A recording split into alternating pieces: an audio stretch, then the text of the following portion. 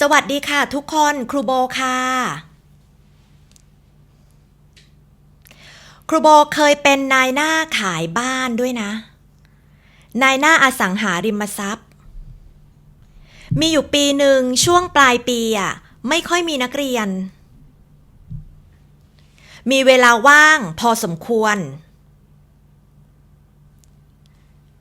ครูโบก็ไปอบรม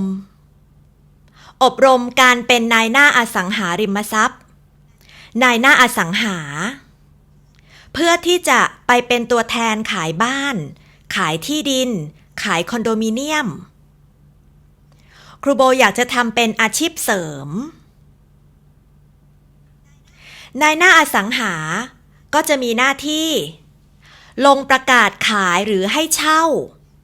ให้ข้อมูลผู้ที่สนใจเปิดบ้านเปิดคอนโด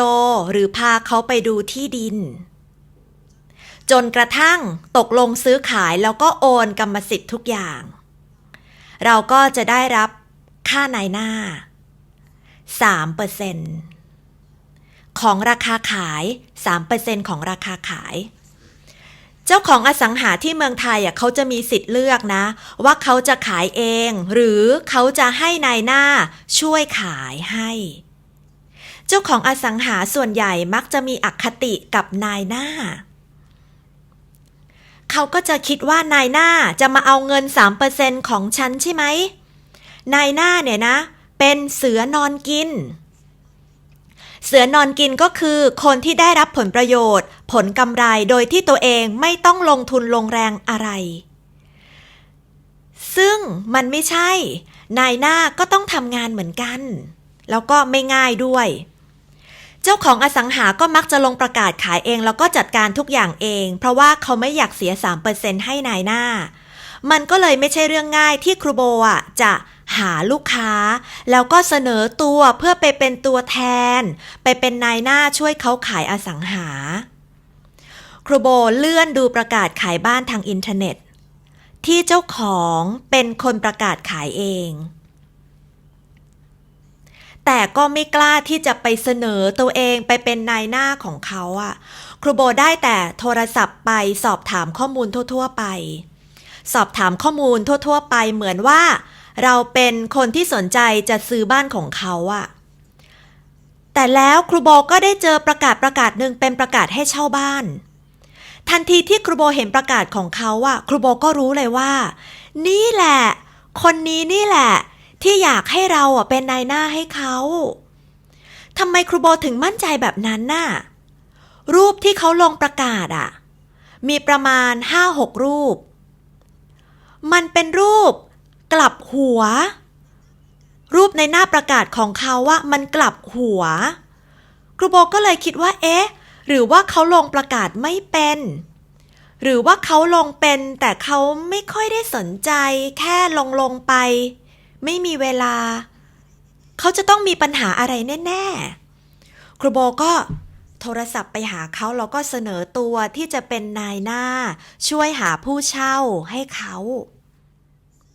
ซึ่งเขาตอบตกลงทันทีเลยทุกคนตกลงครับครูโบก็ตกใจแปลกใจที่เขาตอบตกลงแบบง่ายมากแต่ก็ดีใจด้วยจากนั้นครูโบก็ไปบ้านเขาไปถ่ายรูปไปคุยกันแล้วก็เซ็นสัญญาแล้วครูโบก็เริ่มลงมือทำงานหาผู้เช่าลงประกาศหาผู้เช่าในอินเทอร์เน็ตโดยใช้รูปที่ไม่กลับหัวแล้วก็ไปติดป้ายประกาศตามริมถนนด้วยมีคนสนใจโทรศัพท์มาถามข้อมูลเยอะเลย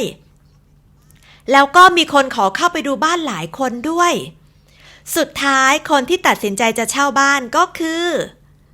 คนแรกที่ขอเข้าไปดูบ้านครูโบดีใจมากเลยทำงานสำเร็จแล้วเซ็นสัญญาการเช่า1 ปีเรียบร้อยได้รับค่านายหน้าแต่มันก็ไม่พอกับที่ลงทุนไปครูโบจ่ายเงินค่าอบรมซื้อสูทซื้อชุดซื้อรองเท้าซื้อกระเป๋า ครูโบคิดว่าถ้าครูโบทำต่อไปเรื่อยๆมันก็จะคุ้มกับสิ่งที่ลงทุนไปแต่ครูโบไม่ได้ทำต่อ งานนั้นก็จึงเป็นงานแรกแล้วก็เป็นงานเดียวแล้วก็เป็นงานสุดท้ายสำหรับการเป็นนายหน้าอสังหาของครูโบวันนี้บ๊ายบายค่ะทุกคนแล้วเจอกันใหม่คลิปหน้านะคะสวัสดีค่ะ